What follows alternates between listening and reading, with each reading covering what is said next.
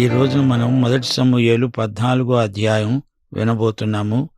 1 సమూయేలు గ్రంథం ఆసక్తిదాయకమైన సంఘటనలతో నిండి ఉన్నది.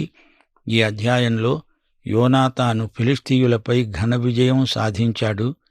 సౌలు తొందరపాటుతనం మరొకసారి అతని చర్యల్లో బయలుపడింది. 1 వచనం నుండి వినండి. ఆ దినమున సౌలు కుమారుడైన యోనాతాను తన తండ్రితో ఏమీ చెప్పకుండా తన ఆయుధములు మోసే పొడుచువాణ్ణి పిలిచి అన్నాడు, అవతల ఉన్న ఫిలిష్తీయుల దండు కావలివారిని హతం చేయడానికి వెళ్ళుదాం రా. అప్పుడు సౌలు గిబియా అవతల మిగ్రోనులో దానిమ్మ చెట్టు కింద దిగి ఉన్నాడు. అతని వద్ద ఉన్న జనులు దాదాపు 600 మంది. మిగ్రోను ప్రాంతంలో దానిమ్మ చెట్లు ఎక్కువగా ఉంటాయి. దానిమ్మ చెట్టును హీబ్రూ భాషలో రిమ్మోను అంటారు. మిగ్రోను నిటారుగా ఉన్న ఒక కొండ. షిలోహులో అహీయా అనే వ్యక్తి ఉన్నాడు. ఇతని తండ్రి పేరు అహీటూబు. ఇతడు ఏలీ వంశానికి చెందినవాడే. షిలోహులో అహీయా సేవ చేస్తున్నాడు. అతడు ఎఫోదు ధరించి యాజక ధర్మము జరిగిస్తున్నాడు. యోనాతాను ఫిలిష్తీయుల దండు కావలివారు ఉన్న స్థలానికి పోవాలని చూచాడు.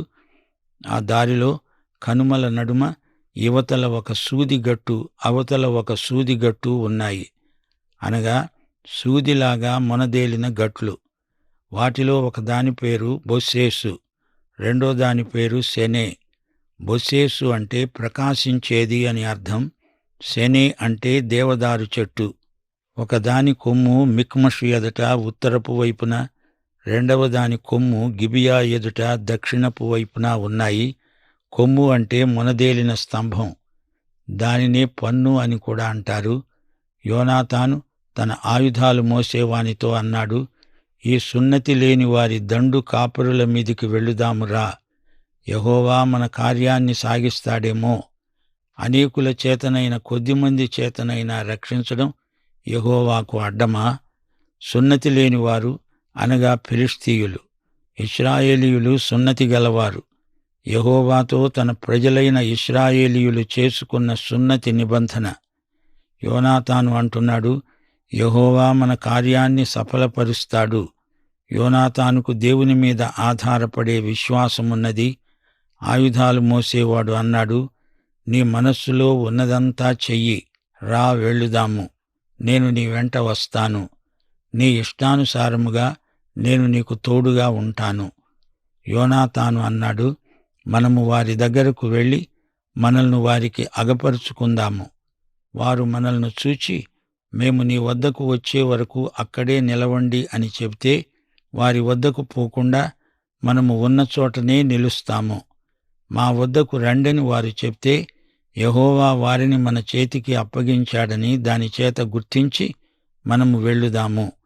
ఇది ఒక సూచనగా ఎంచుదాము. యోనాతాను దీనిని ఒక గుర్తుగా, సూచనగా ఎంచుతున్నాడు. వీరిద్దరూ తమను తాము ఫిలిష్తీయుల దండు కాపరులకు అగపరుచుకున్నారు. అప్పుడే ఫిలిష్తీయులు చెప్పుకున్నారు, చూడండి, తాము దాగి ఉండిన గుహల్లో నుండి హెబ్రీయులు బయలుదేరి వస్తున్నారు. యోనాతానును అతని ఆయుధములు మోసేవాణ్ణి పిలిచి ఫిలిష్తీయులు అన్నారు, మేము మీకు ఒకటి చూపిస్తాము రండి. అప్పుడు యోనాతాను తన ఆయుధాలు మోసేవానితో అన్నాడు, నా వెనుక రా. యెహోవా ఇశ్రాయేలీయుల చేతికి వారిని అప్పగించాడు.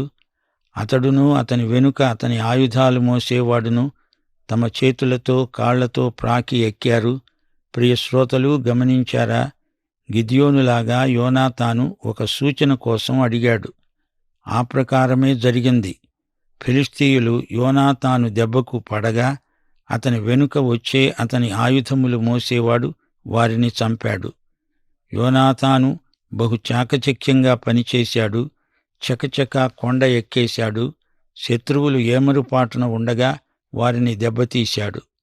ఆయుధాలు మోసేవాడు కూడా గొప్ప సాహసాన్ని ప్రదర్శించాడు. 14వ వచనం. యోనాతానును అతని ఆయుధములు మోసేవాడును చేసిన ఆ మొదటి వధయందు దాదాపుగా 20 మంది పడ్డారు.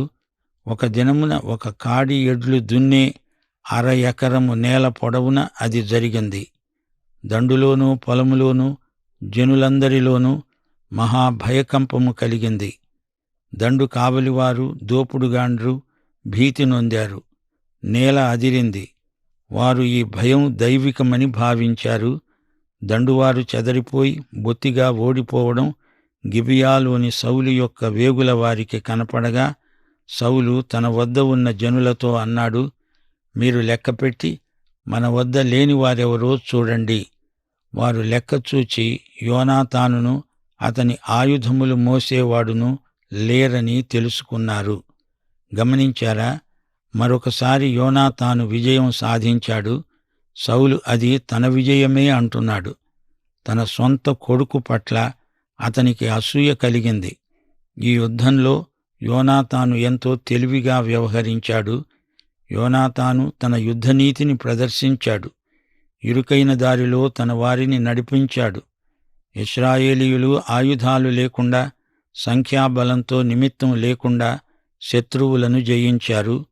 18వ వచనం, దేవుని మందసము అప్పుడు ఇశ్రాయేలీయుల వద్ద ఉండగా దానిని ఇక్కడికి తీసుకొని రమ్మని సౌలు అహీయాకు సెలవిచ్చాడు. సౌలు యుద్ధరంగానికి మందసాన్ని తీసుకుని వెళ్ళకూడదు, అది తప్పు. మందసంలో దేవుడు లేడు. మందసం వీరికి ఒక విగ్రహము కాకూడదు. దేవుడు మూఢనమ్మకాలను సహించడు. సౌలు ఇక్కడ గొప్ప పొరపాటు చేశాడు. సౌలు యాజకునితో మాట్లాడుతూ ఉండగా ఫిలిష్తీయుల దండులో ధ్వని మరి ఎక్కువగా వినపడింది. సౌలు యాజకునితో అన్నాడు, నీ చెయ్యి వెనక్కు తీయి. సౌలు తన వద్ద ఉన్న జనులందరూ కూడుకొని యుద్ధానికి చొరబడ్డారు. వారు రాగా ఫిలిష్తీయులు కలవరపడి ఒకరినొకరు హతం చేసుకుంటున్నారు. అంతకు మునుపు ఫిలిష్తీయుల వశంలో ఉన్నవారై చుట్టూ ఉన్న ప్రాంతములలో నుండి వారితో కూడా దండునకు వచ్చిన హెబ్రీయులు సౌలు వద్ద, యోనాతాను వద్ద ఉన్న ఇశ్రాయేలీయులతో కలుసుకొనవలెనని ఫిలిష్తీయులను విడిచారు.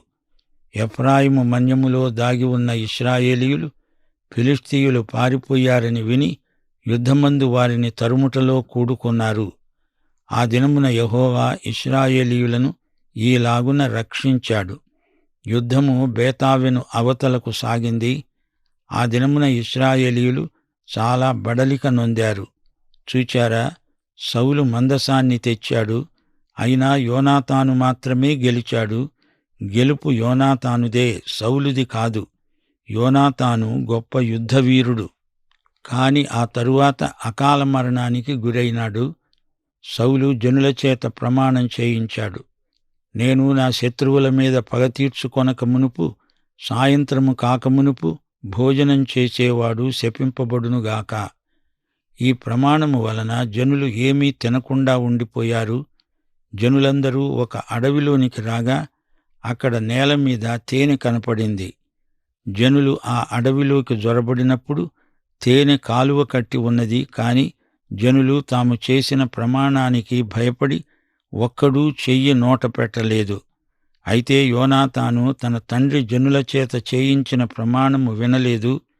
గనుక తన చేతి కర్ర చాపి దాని కొనను తేనెపట్టులో ముంచి తన చెయ్యి నోటిలో పెట్టుకొనగా అతని కన్నులు ప్రకాశించాయి.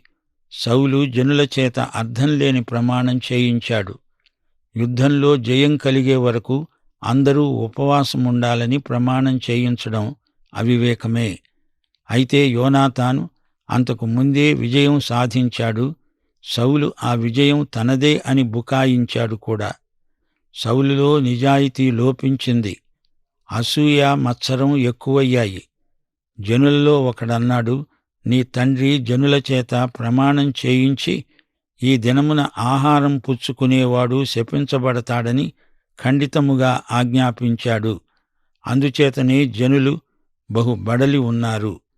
యోనాతాను అన్నాడు, నా తండ్రి జనులను కష్టపెట్టిన వాడయ్యాడు.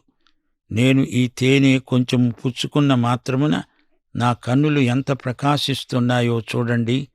జనులు తాము చిక్కించుకొనిన దోపిళ్ల వలన బాగా భోంచేస్తే వారు ఫిలిష్తీయులను మరి అధికముగా హతం చేసి ఉండేవారే. చూచారా, సౌలు చేసిన ఆజ్ఞ అతని వెర్రితనాన్ని చూపుతున్నది. ప్రజలు అలసిపోయి ఉన్నారు. వారు యుద్ధం చేశారు, గెలిచారు. వారు తినడానికి ఏదైనా కావాలి. అయితే సౌలు అంటున్నాడు, నా శత్రువులు పూర్తిగా హతమయ్యే వరకు మిమ్మల్ని ఏదీ తిననియ్యను.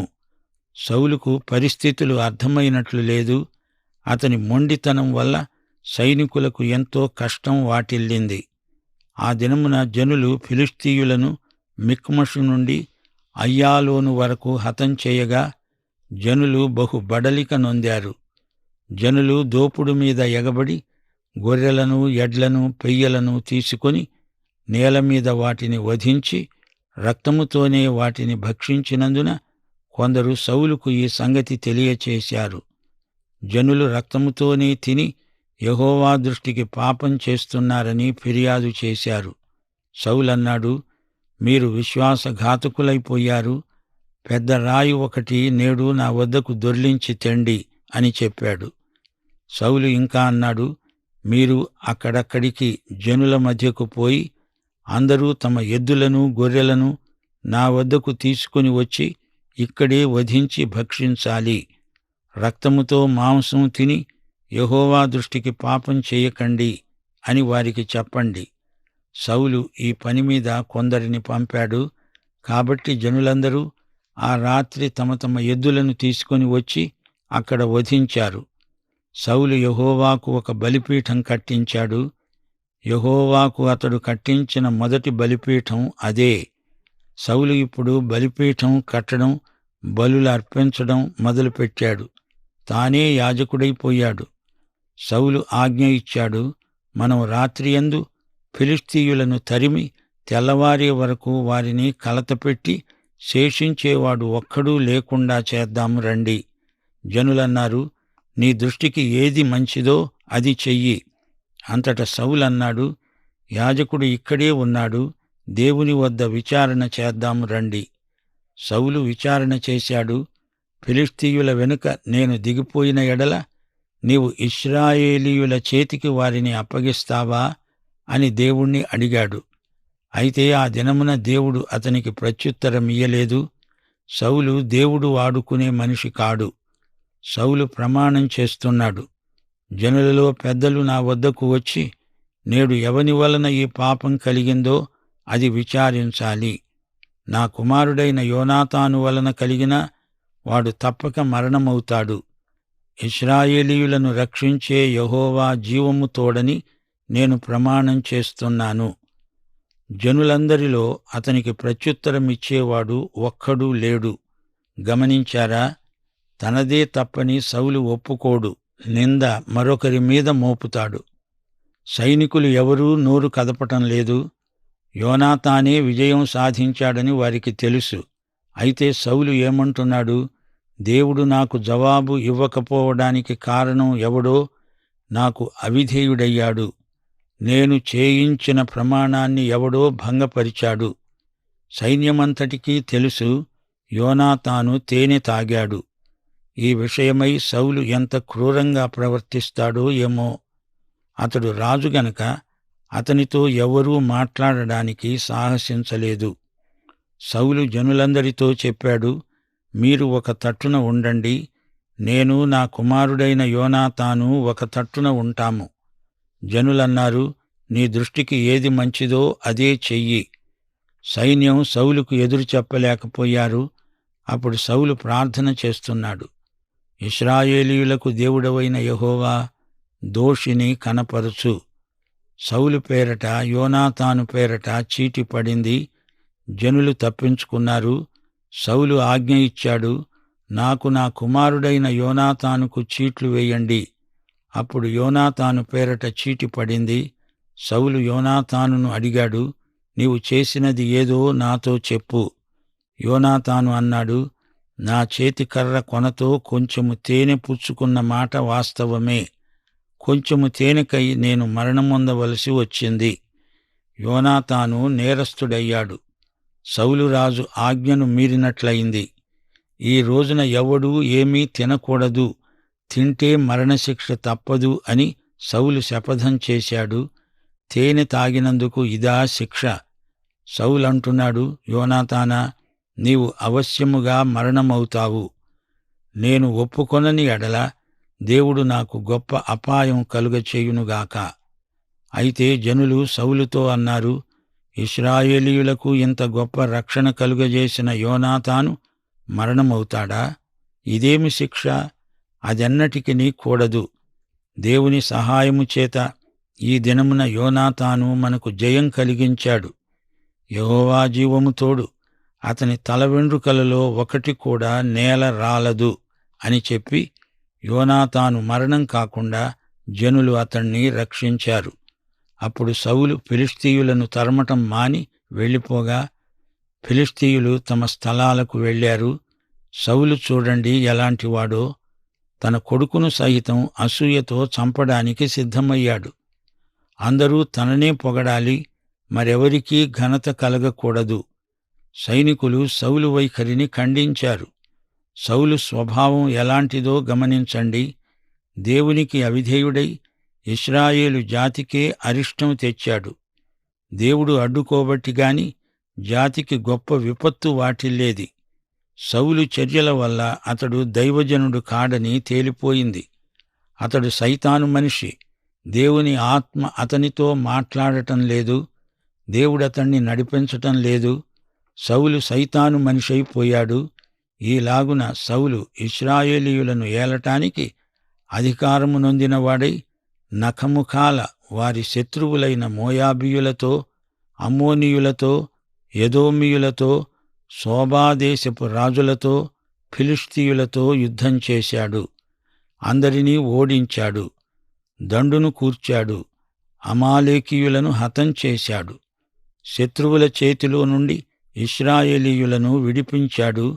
ముగింపులో సౌలు కుమారుల పేర్లు చెప్పబడ్డాయి. యోనాతాను, ఇష్వీ, మెల్కీషూవా, 2 కుమార్తెలు మేరేబు, మీకాలు. సౌలు యొక్క భార్య పేరు అహీనోయము. ఈమె అహిమయస్సు కుమార్తె. సౌలు సైన్యాధిపతి పేరు అబ్నేరు. సౌలు పినతండ్రి అయిన నేరు కుమారుడే ఇతడు. సౌలు తండ్రి అయిన కీషు, అబ్నేరు తండ్రి అయిన నేరు, వీరిద్దరూ అబీయేలు కుమారులు. సౌలు బ్రతికిన దినములన్నీ ఫిలిష్తీయులతో ఘోర యుద్ధం జరిగింది. సౌలు తాను చూచిన బలాఢ్యులందరినీ, పరాక్రమశాలురందరినీ తన వద్ద చేర్చుకున్నాడు. ముగింపులో ఒక మాట చెప్పగోరుతాము. సౌలు ఒక నియంత, నిరంకుశుడు.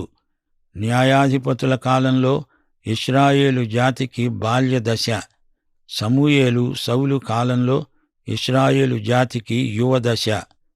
పాఠం ఇంతటితో సమాప్తం. మన ప్రభువైన యేసుక్రీస్తు వారి కృప, తండ్రి అయిన దేవుని ప్రేమ, పరిశుద్ధాత్మ యొక్క అన్యోన్య సహవాసము సదాకాలము మనకందరికీ తోడై ఉండునుగాక. ఆమేన్.